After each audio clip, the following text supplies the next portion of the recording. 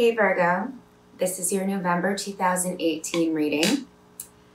And let me just say, of course my hair is falling out right now. Well, not, out of the bun, not like it's dropping all over the place. But anyway, let me just say right before this reading, I was like, I have to change. I want to wear a gray sweater because I want to look more practical.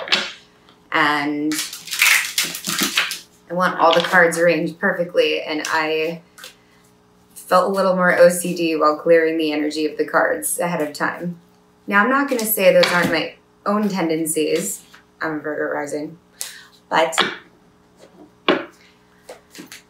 there was definitely a big level of seriousness with this reading that I haven't had with the other ones.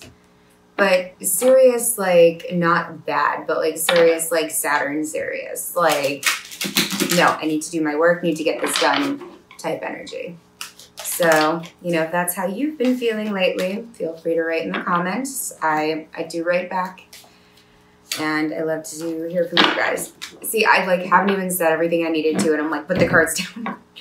Okay, so what I'm going to be doing is, I'm going to be doing a 5-card spread.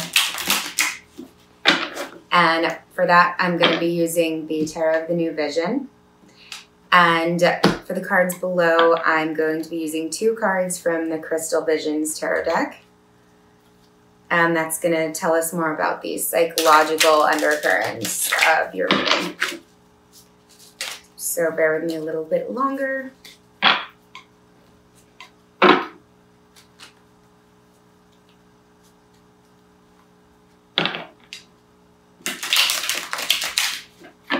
I always pre-shuffle, but told you this weird energy I'm picking up on. It's like, nope, needs to be perfect.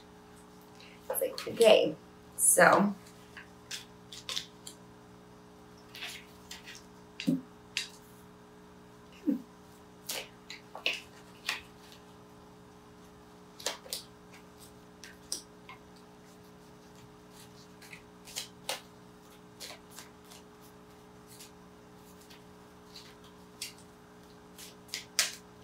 Where there's normally comfortable, intuitive energy, it feels more of an anxious dismissal of normal intuition. It's not that one. Like more in favor of practicality. Wasn't even going to show you the bottom of the deck yet, but the Magician and the Upright, not bad. Okay.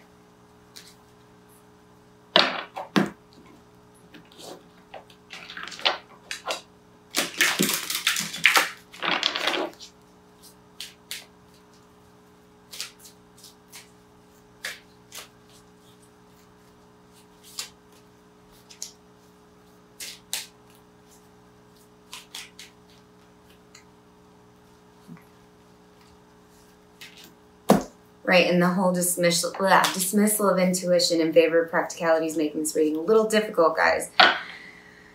It's still in there. It's just like weirdly difficult to grab onto it. I don't know. Which I've never had before. It's strange. Okay.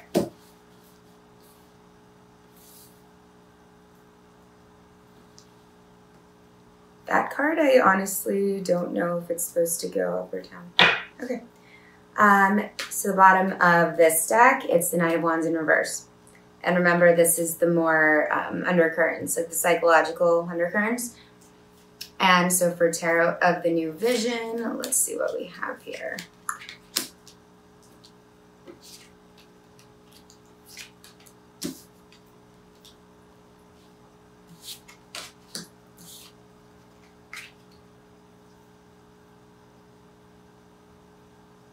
Very weird.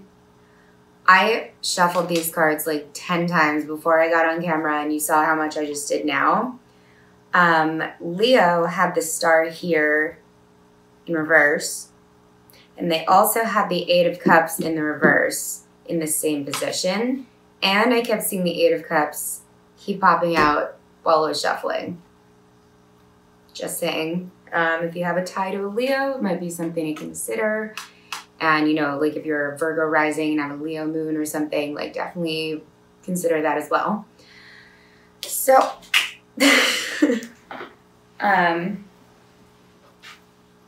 so we have the Hanged Man,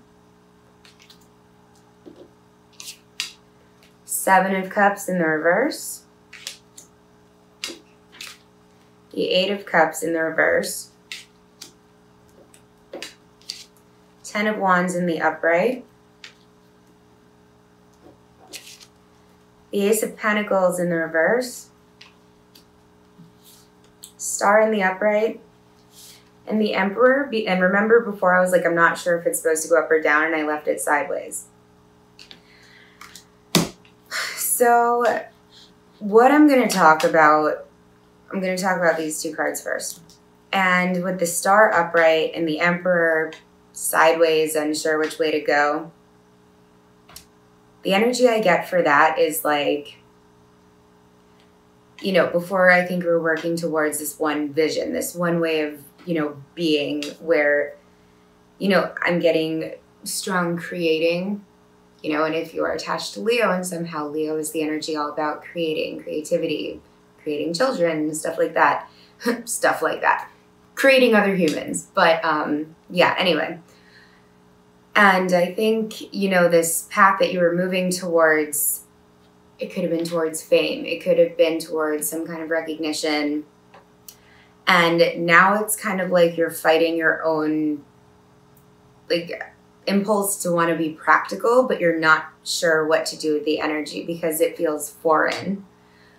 Or it could be the reverse when, you know, you're so used to being practical and now going more towards this more free-flowing energy. But I'm really not getting that. I think it's pulling yourself in from the free-flowing energy to a more stable, structured, and you're kind of like, but it's like, you know, I just imagine like putting my cat in a sweater, which by the way, he would never let me do. He would totally murder me before I got like one arm in.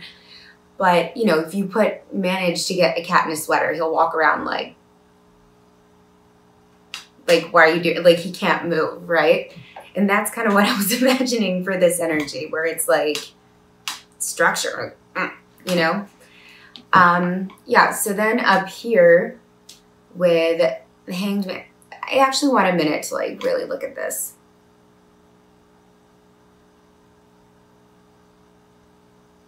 Okay, so I think you've kind of been in limbo with something for a long time.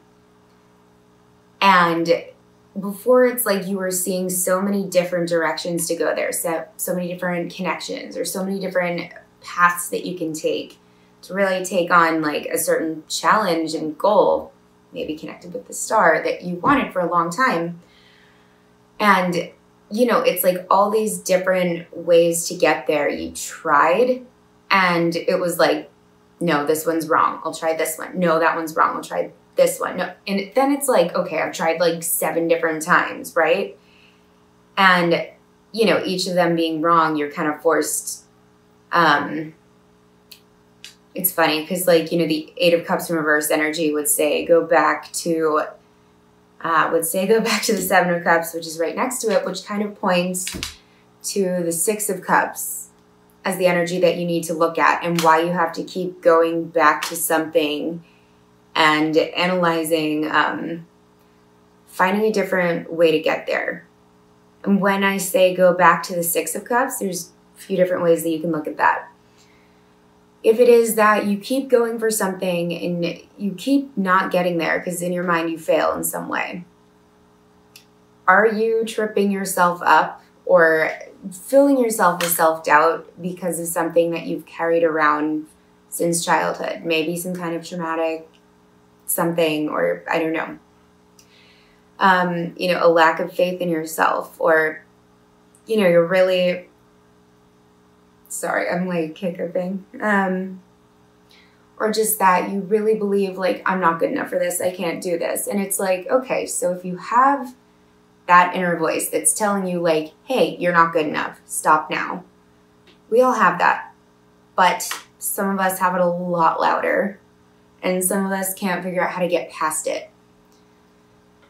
So I really think this is a call for you to get in touch with that voice and be like, confront it. If you need to, I've done this in a therapy session before for, other stuff, but it's like, get an empty folding chair, like this crappy one I have next to me, open it up, this voice that's like, you're not good enough. Sit it in the chair and be like, why am I not good enough? And, imagine this voice is a person. And it's like, well, why am I not good enough? And then it's like, I don't know. It's like, so you don't know. And it's like, no, but you're not good enough. And it's like, maybe through doing that exercise with it, it's like you're able to see there's no backing behind what you keep telling yourself. And, this is actually like a really popular practice for, treatment of eating disorders where, if instead of your eating disorder being a part of you, you're actually externalizing it and looking at it as a person, kind of, so you can confront it head on. And, then you start to see that these things in our mind that have this massive weight and really drive the way that we, go about these impulses that we carry with us, it's like they have no backing. And once you can see that, it's very easy to move away from it. And, it seems like, the Ten of Wands here and the Ace of Pentacles, it seems like there are opportunities being presented to you. But with all of this stuff kind of, gunking up the way you're thinking, you just keep turning them down because you're like, no, I'm not good enough. I'm not good enough. I'm not good enough. But with the Magician here underlying the entire deck, what I get from that is that you are good enough. You have the skills, the experience, the confidence, the talent, whatever you need to go for this thing, you have it. The only thing that you need to get past is this inner, this inner pull that you have with yourself. It's like, you're not good enough. And I was telling Gemini and Cancer the same thing.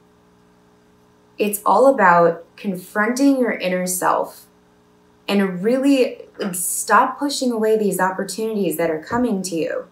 Because, our entire life, we will not have an endless array of abundance and abundance different, but abundance in opportunities that keep coming to us, like time moves on and we will start getting other opportunities, but it might not be for this thing. And the reason that I think it's coming out in your reading is because you need to make the most of these opportunities. Don't turn them away. Don't cower away from them because you think you can't do it. You can. But you really just need to confront why you're thinking this way. And another interpretation for the Six of Cups energy would be, if it's creativity, look, a ton of artists are terrified to show their stuff to people. I'm one of them. Okay, I'm a Virgo rising. I'm listening to this like, but like, it's true. I paint, I sing, I produce music, I DJ, whatever. But all of my stuff, painting I'm not as shy with, but music, if anyone asks to hear me sing, flat out, no way. Because when I was younger, I had a super dramatic, to me, voice recital. And after that, I never wanted to sing in front of people again.